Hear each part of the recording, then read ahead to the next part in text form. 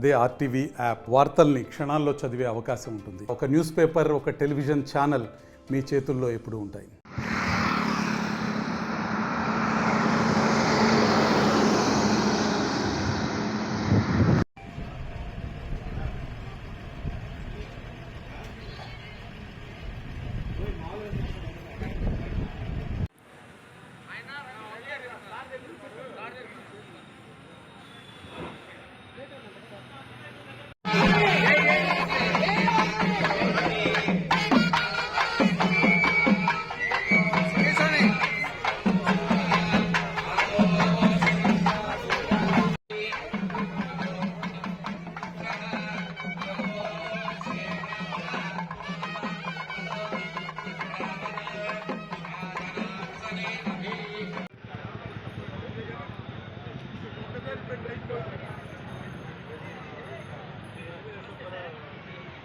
$13 ప్రతి బిల్లుకి 13 పైసలు తగ్గించారు. ప్రతి యూనిట్కి 13 పైసలు తగ్గించే కార్యక్రమం చేస్తాం.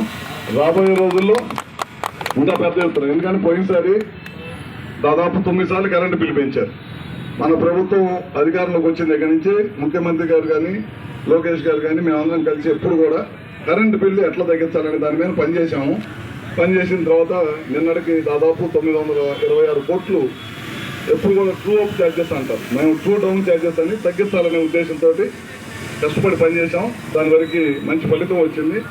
ఎందుకంటే పోయినసారి పవర్ని కొన్నారు, విపరీతమైన రేట్లు పెట్టి బయట ₹12, ₹15 కొన్నారు.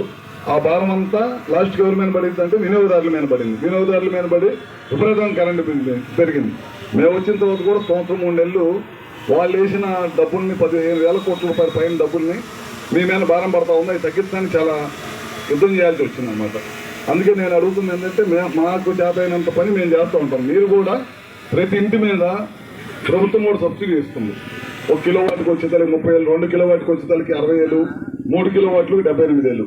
ముఖ్యంగా బీసీలకు అయితే ఈ కేంద్ర ప్రభుత్వం మన రాష్ట్ర ప్రభుత్వం ఇచ్చేది కాకుండా అదనంగా బీసీలకి ఇంకొక 20,000 ఖర్చు పెడుతున్నాం. అంటే దాదాపు 98,000, 2 లక్షలు ఖర్చు అయితే 98,000 సబ్సిడీ వచ్చేసింది. మిగతా ₹1,00,000 బ్యాంకులో మీరు 10,000 పెట్టుకొని మిగతా 90,000 బ్యాంకులో తెచ్చుకొని ఒక 4-5 సంవత్సరాల బ్యాంకులో కనుక తిరిగి కట్టేస్తే కనుక మనకి 20 సంవత్సరాల కరెంటు సోలార్ ద్వారా వాడుకోవచ్చు. ఇంకా తక్కువ అవుతాయి బిల్లులు. ఇప్పుడు మనకి దేశం మొత్తం మీద 1,00,000 కనెక్షన్లు ఇస్తే మన రాష్ట్రానికి 20 లక్షల కనెక్షన్లు ఇచ్చారు. నేను చాలా మందిని పంపించాను మున్సిపాలిటీకి, వెండర్స్ని. కానీ అంత ఆశాజనకంగా మన వాళ్ళు పనిచేయలేదు దాని మీద. ఆశాజనకంగా అంటే ప్రతి వార్డులో కూడా ఒక 40-50 మందికి ఒక కనీసం 10 మందిని చేపిస్తే వాళ్ళ దగ్గరికి వెళ్ళి కనుక్కుంటారు మిగతా వాళ్ళు, ఏంటంటే మీ కరెంటు బిల్లు ఎట్లా వస్తుంది. అప్పుడు వాళ్ళకి అర్థమైంది. తక్కువ వచ్చింది అనుకో మిగతా వాళ్ళందరూ కూడా పెట్టుకుంటారు. లేదనుకో వాళ్ళు ఏమనుకోండి ఇవన్నీ ఏదో చెప్తుంటారు, పెడుతుంటారు, మళ్ళీ రేపు పొద్దున మనకి ఇబ్బంది అనుకుంటారు. వాటి మీద కొద్దిగా ప్రతి వార్డులో కూడా మనం సోలార్ పెట్టించుకునే ప్రయత్నం చేయండి. అందరూ బ్యాంకర్స్తో కూడా మాట్లాడారు. మన ముఖ్యమంత్రి గారు బ్యాంకర్స్ ముందు రాకపోతే అదొకటి ప్రత్యేకమైన దృష్టి పెట్టింది. మన అద్దాని టౌన్లో ప్రతి వార్డులో ఒక 50 ఇళ్ల కన్నా పెట్టిస్తే వాళ్ళ చూసి మిగతా వాళ్ళు కూడా పెట్టించుకుంటారు. మంచి వెండర్ని పంపించాను నేను, మంచి టాప్ క్లాస్ వెండర్, అది బాగా మంచి క్వాలిటీతో చేసేవాడిని పంపిస్తున్నాను. అది చూసుకొని మీరు కూడా క్వాలిటీ చెక్ చేయించి మన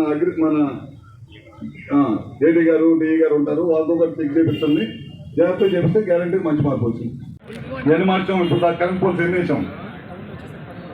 1300 పోల్స్ ఒక్కటే 1300 చిల్లర వేసాం. గతంలో మనం 30 నుంచి 50 పోల్స్ వేయాలంటే మన మున్సిపాలిటీ నుంచి దాదాపు 20-25 లక్షలు కట్టాం. ఇవాళ ₹1 మన మున్సిపాలిటీ డబ్బులు ఖర్చు లేకుండా నేనే డిపార్ట్మెంట్లో మాట్లాడి, మామూలుగా ఏంటంటే కరెంట్ డిపార్ట్మెంట్కి మున్సిపాలిటీ వాళ్ళు డబ్బులు కడితేనే కరెంట్ డిపార్ట్మెంట్ వాళ్ళు వేసేది. అది ప్రత్యేకమైన దృష్టి పెట్టి పైన ఉన్న అధికారులతో మాట్లాడి మన చేయమంటే మన అద్దంకి టౌన్ వరకు చేస్తున్నారు. ఇంకా 500 పోల్స్ కావాలంటున్నారు. రేపు ఒక 3 నుంచి 4 నెలల లోపల మొత్తం చేస్తాము.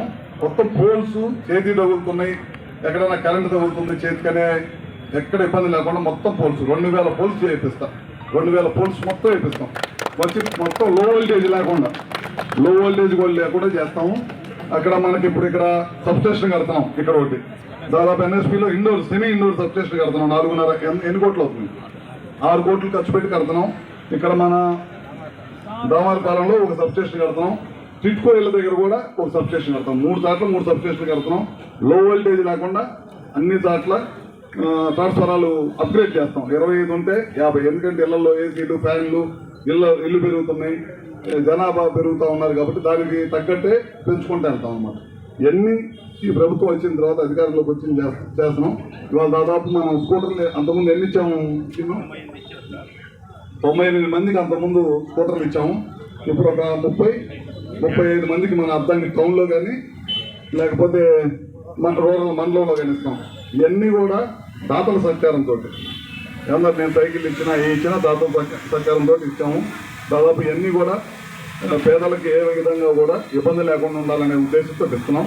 మనం చూస్ చేసేటప్పుడు బెనిఫిషరీస్ ఎవరైతే మనకి ఇద్దాం అనుకుంటున్నామో వాళ్ళు నడుపుకోగలుగుతారా లేదా అనేది మాత్రం మన వాళ్ళు చూడాలి. మళ్ళీ పోయినసారి మనం ఒక ప్రోగ్రామ్ చేసాం తోపుడుపోయింది, అది సరిగ్గా వెళ్ళకపోతే వాళ్ళు ఆపేశారు ఇవ్వటం. అట్లానే మనకి ఎక్కడన్నా తప్పు జరిగితే వాళ్ళు ఆపేస్తారు ప్రోగ్రామ్ ఇవ్వటం.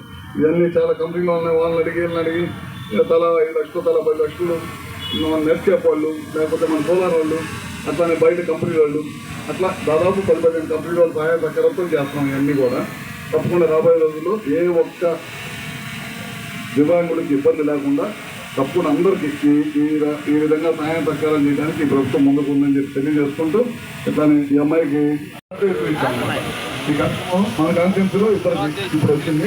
వాళ్ళకు కూడా చెక్కులు ఇస్తాము, బ్యాంకులో ఇచ్చాము. బ్యాంకులో వేసేసాము డబ్బులు వీళ్ళకి మనం ఒక కాపీ ఇస్తాం. బ్యాంకులో వేసినా ప్రూఫ్ కాపీ ఇస్తాం. మరిన్ని వీడియోస్ కోసం ఛానల్ ని సబ్స్క్రైబ్ చేయండి. లేటెస్ట్ అప్డేట్స్ కోసం వాట్సాప్ ఛానల్ ని ఫాలో అవ్వండి. ఆ లింక్ డిస్క్రిప్షన్ లో ఉంది.